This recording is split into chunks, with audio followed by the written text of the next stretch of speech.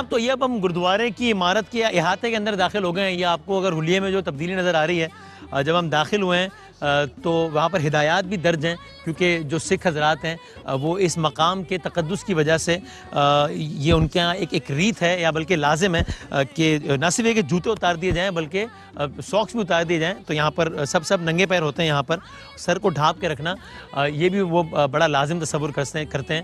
तो यहाँ पर जो लोग भी आते हैं वो अपने सर को भी ढाँप लेते हैं, और ये काम अभी हमने भी किया है। तो ये अब आपको लिए चलते हैं यानी उस मकाम पर कि जहाँ से जब इंडियन यात्री या पाकिस्तानी के विजिटर्स या पाकिस्तान के यात्री उन तमाम तर मराहिल से गुजरने के बाद, जो कि मैंने आपको दिखाया, उसके बाद असल मकसद, असल हदफ यहाँ पहुँचना होता है। तो ये वो मकाम है कि जो मजहबी एतबार से, तारीख़ी एतबार से, सियासी एतबार से, हर एतबार से ये एक बहुत ही अहम विजुअल है जो कि अभी आपको हम दिखा रहे हैं। ये है इस मकाम के अंदर, इस मरकज़ी इमारत के अंदर जो सिख मज़हब के बानी हैं उनके हवाले से कुछ यादगार चीज़ें हैं। सिख अक़ीदे के मुताबिक बाबा गुरु नानक और ये यहाँ पर ये जो चीज़ें हैं सारी आप समझ लीजिए तकरीबन आज से 5 सदियों पुरानी, यानी 500 साल से, यानी कहा जाता है कि वो जो बाबा गुरु नानक थे, जो सिख मज़हब के बानी थे, उन्होंने यहाँ पर ये बुनियाद रखी तकरीबन 500 साल पहले, और अपनी ज़िंदगी के आखिरी 18 साल यहाँ पर गुजारे। सिख अक़ीदे के मुताबिक जब उनका बिल्कुल आखिरी वक्त था तो उनकी जो बॉडी थी, जो उनका जसद था, वो डिसअपीयर हो गया। 2 चीज़ें रह गईं, एक उनकी चादर रह गई और एक कुछ फूल रह गए।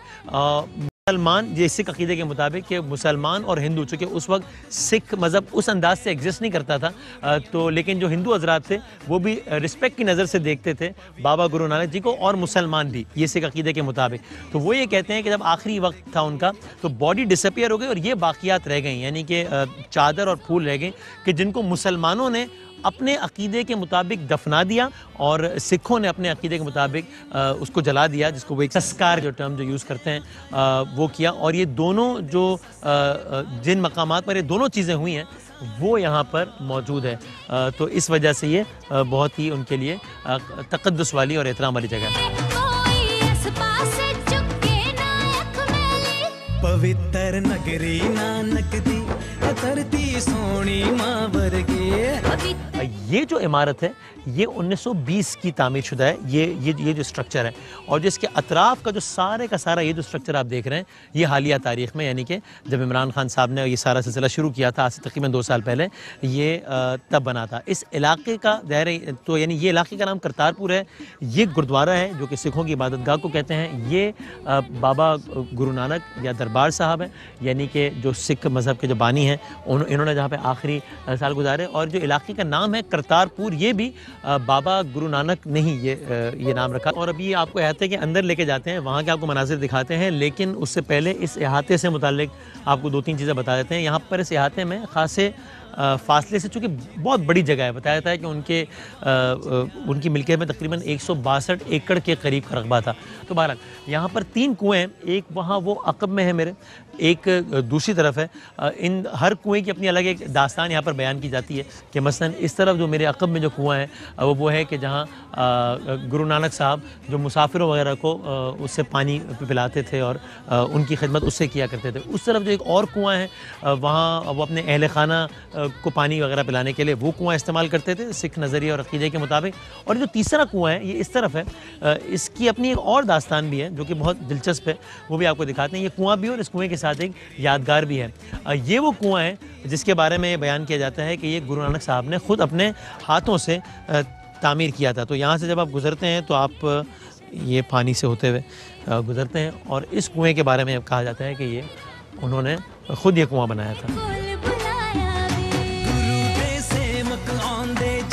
और बहुत दिलचस्प एक फैक्ट है, अब बताया जाता है कि इसी कुएं से मुत्तसिल एक और मकाम है। 1971 की जब पाक भारत जब जंग छिड़ी हुई थी तो इसी मकाम से मुतालिक, और अभी आपको वो जगह हम दिखाते भी हैं, बताया जाता है कि इंडिया ने बम के ज़रिए डिस्ट्रॉय करने की कोशिश की थी इस टेरिटरी को, और वो बम डिफ्यूज़ हो गया था। वो अटेम्प्ट कामयाब नहीं हो सका था। सिख नज़रिए के मुताबिक ये सिर्फ मुमकिन हो पाया उनके मुताबिक गुरु नानक साहब की यानी करामात की वजह से, वो ये कहते हैं। लेकिन तो उसमें ज़ाहिर है हर एक अपना अपना एक बिलीफ है, लेकिन जब कंस्ट्रक्शन के लिए इस इलाके को जब खोदा गया या जब यहाँ पर कंस्ट्रक्शन कंपनीज आई तो उन्होंने they actually found a defuse bomb here, और फिर उसको बाकायदा यहाँ पर प्रिजर्व भी कर लिया गया है। तो ये अगर आप देख सकें तो ये वो डिफ्यूज्ड बॉम्ब है जो कि 1971 की जंग में जिसको यहाँ पर चला के इस टेरिटरी को तबाह करने की कोशिश की गई थी, और इस बॉम्ब को यहाँ पर अभी डिफ्यूज़ हालत में यहाँ रखा गया है। और साथ ही यहाँ पर एक तहरीर भी है, वो ये कहते हैं कि ये गोला बम इंडियन एयरफोर्स ने 1971 में गुरुद्वारा श्री दरबार साहब करतारपुर साहब को तबाह करने के लिए फेंका था कि ख़ास रहमत के सदक़े ये गोला मुक़द्दस कुआं ने, जो हमने आपको दिखाया, ने अपनी गोद में ले लिया और गुरुद्वारा श्री दरबार साहब, मज़ार साहब, समाज साहब को तबाह होने से बचा लिया। मज़ार साहब यानी कि वो जगह के जहाँ पर मुसलमानों ने उनकी जो चादर और फूल वगैरह थे वो दफना दिए थे। समाज साहब यानी कि वो जगह जहाँ पर हिंदुओं ने उनकी चादर और फूल को जला के वहाँ पर प्रिजर्व कर लिया था। काबिल ज़िक्र बात यह है कि ये वो मुक़द्दस कुआं है कि जिससे गुरु नानक देव जी महाराज अपने खेतों को सैराब किया करते थे। ये इसी कुएँ से मुताल्लिक़ ये बात हो रही है। तो ये है गुरुद्वारा साहब में इन 3 कुओं की दास्तान। अब आपको हम ज़रा आगे कुछ और बहुत दिलचस्प और तारीख़ी और मजहबी मकामात दिखाते हैं। आइए।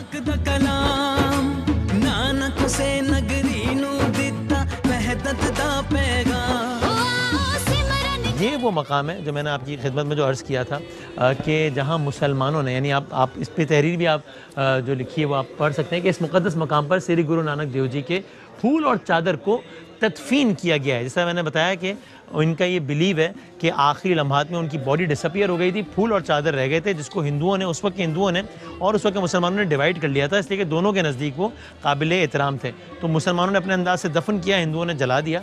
तो मुसलमानों ने जिस मकाम पे तदफीन की वो ये है, और आप ये तहरीर भी यहाँ पर देख सकते हैं। This is that sacred place where flowers and cloth of Baba Guru Nanak Dev ji Maharaj were buried. तो ये वो मखसूस मकाम है।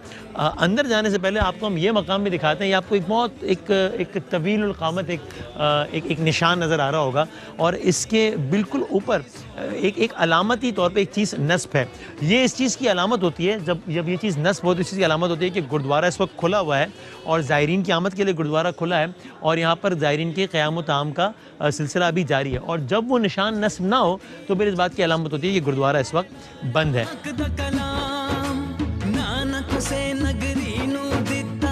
ये हम दाखिल हो गए इस मरकज़ी इमारत में, और यहाँ पे ज़ायरीन भी मौजूद हैं। आपने वो जगह देखी थी, अब ये जगह देखें। और इसकी पहले तहरीर अगर मैं आपको पढ़ के सुना दूँ तो वो कहते हैं कि ये वो मुक़द्दस मकाम है जहाँ पर बाबा गुरु नानक देव जी महाराज के फूल और चादर को संस्कार किया गया है, यानी कि इनके अपने तरीके के मुताबिक जो जलाया उस वक्त के हिंदुओं ने। This is that secret place where flowers and cloth of Baba Guru Nanak Dev ji Maharaj were cremated. तो ये वो मकाम है जिसमें आप देख रहे हैं, अपने बहुत रिवायती अंदाज में इसको बहुत इज़्ज़त व एहतराम के साथ वो इस मकाम को देखते हैं, जिस अंदाज से अभी ये अपने तौर पे ज़ियारत कर रही हैं। तो जिस तरह हमने आपको बताया था कि ये वो मकाम है कि जहाँ पर संस्कार किया गया, यानी कि जला दिया गया जो उनकी अपनी मजहबी रसूमात के मुताबिक बाबा गुरु नानक की चादर को और फूलों को।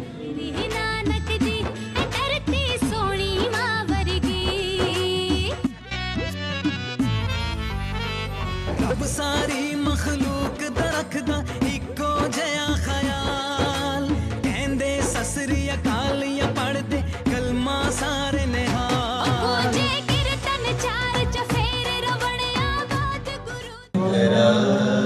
आपको अंदर लिए चलते हैं। ये मरकज़ी यानी एक तरीके से इबादतगाह में लग रही है, पालकी कहते हैं इस मकाम को। तो अभी आप अंदर देखेंगे कि एक कपड़े में उसको ढापा हुआ है, उसकी तरफ मुंह करके सब इबादत अपने तौर पे कर रहे होते हैं। ये इनके मखसूस औक़ात होते हैं इबादत के, और जब वो इबादत के औक़ात कार नहीं होते उस वक्त वो इस फिर किताब को ले जाके एक रेस्ट एरिया में रख देते हैं।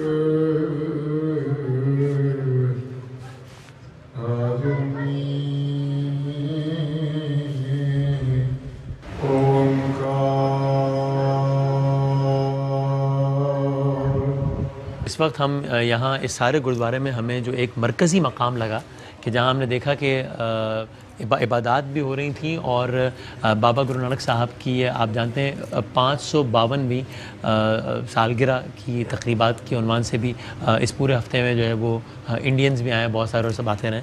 तो हमने इस हवाले से हमने चाहा कि ज़रा इस मकाम के बारे में और इसकी ज़रा हिस्ट्री के बारे में करतारपुर से मुताल्लिक और बाबा गुरु नानक साहब के हवाले से हमारे साथ इस वक्त सरदार गोविंद सिंह साहब मौजूद हैं। बहुत शुक्रिया, कैसे हैं आप? ठीक ठाक हैं? ठीक हो जी वसीम साहब, कैसे हैं? अल्लाह बिल्कुल ठीक, मैं अल्लाह का शुक्र है। थोड़ा सा अगर मैं इनलाइटन कर सकें, जिस तरह आप यहाँ पे ये आपका जो उहदा है वो कहलाता है हेड ग्रंथी जी, मैं यहाँ पे हेड ग्रंथी हूँ जी। और ज़रा अगर हमें बाबा गुरु नानक साहब के हवाले से अगर कुछ हिस्ट्री बता सकें, यानी इस मकाम से मुताल्लिक कि क्या रेलेवेंस और क्या इंपॉर्टेंस है? इस मुकाम का पूरा नाम है गुरुद्वारा श्री दरबार साहब करतारपुर साहब। ठीक। हिस्ट्री के मुताबिक 1521 में बाबा जी गुरु नानक देव जी महाराज पहली दफ़ा इस मुकाम पे आए। बाबा जी गुरु नानक देव जी महाराज की विलादत, उनका प्रकाश 1469 ननकाना साहब में हुआ। गुरु नानक देव जी महाराज की उनकी पैदाइश का मकाम भी पाकिस्तान में, पाकिस्तान और आखिरी 18 साल भी पाकिस्तान में, और आखिरी मुकाम भी करतारपुर साहब पाकिस्तान में, जहाँ पे आप बैठे हुए हैं। ठीक। बाबा जी ने अपनी ज़िंदगी के 52 साल दुनिया के चक्कर में लगाए, जिसको हम बोलते हैं 4 उदासियाँ, कि 4 दफ़ा बाबा जी सफ़र पे गए और 52 साल की ज़िंदगी गुजारने के बाद 1521 में पहली दफ़ा इस मुकाम पे आए। बाबा जी को ये धरती, ये ज़मीन, यहाँ के लोग अच्छे लगे, ये धरती अच्छी लगी, तो उन्होंने अपनी ज़िंदगी का बकाया जो टाइम था यहाँ पे स्पेंड करने का फ़ैसला कर लिया। तो फिर बाबा जी ने इस जंगल को, इस दरिया रावी के किनारे को करतारपुर साहब के नाम से पहचान दी। और 22 सितंबर 1539 इसी मुकाम पे बाबा जी ज्योति जो समाये। ज्योति जो तो हम कहते हैं सिख मज़हब में, बाबा जी दुनिया से रुखसत हुए, पर्दापोश हुए। करतारपुर साहब जहाँ पे एक इबादत गाह है, वहाँ पे एक इंटरफेथ की एग्जाम्पल भी है। ये हमारी मेन इबादत गाह है, हमारी वर्शिप प्लेस है। इस पूरे हाल को हम बोलते हैं दीवान स्थान। तो दीवान स्थान का मतलब है कि गुरु साहब जी का बादशाह का दीवान लगा हुआ है। जो सिख यहाँ पे बैठा है वो यही सोच लेकर बैठा है कि मैं अपने जिंदा गुरु साहब की हजूरी में बैठा हूँ। सिख मज़हब के इंसानी रूप में टोटल 10 गुरु साहब गुजरे हैं। पहले गुरु नानक साहब जिनके मुकाम पे बैठे हुए हैं, 10वें और आखिरी गुरु साहब थे गुरु गोबिंद सिंह जी। और ये रोजाना ये इबादत होती है इस तरीके? सिख मज़हब में 2 इबादत के टाइम है जी। पहला टाइम सुबह तहज्जुद टाइम से लेकर, उसको हम अमृत वेला बोलते हैं, 2:30 बजे के बाद 2:30 के बाद हमारा अमृत वेला शुरू हो जाता है, तब से लेके सूरज निकलने तक। और सेकंड टाइम मगरब के फौरन बाद। ये 2 टाइम है। बहुत बहुत शुक्रिया जी।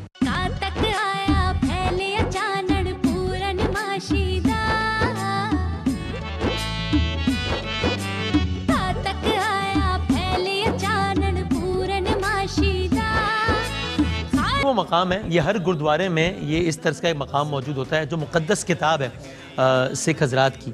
तो जो इनके दिन की आखिरी फ़र्ज़ इबादत होती है, उसके बाद वो अपनी उस किताब को उस जगह से, पालकी से, जो मैंने आपको दिखाई भी थी, वहाँ से फिर उठाकर यहाँ लाके उसको नस्ब कर देते हैं। क्योंकि इनका नज़रिया ये है कि वो एक लिविंग थिंग है, तो उनके नज़रिए के मुताबिक फिर वो यहाँ लाने का के पीछे उनकी मंतिक़ होती है कि अब वो मतलब आराम फरमा रहे हैं। तो सुखासनस्तान इसको कहते हैं, रेस्ट प्लेस, रेस्ट एरिया, और वो इस तरह की जगह हर गुरुद्वारे में मौजूद होती है।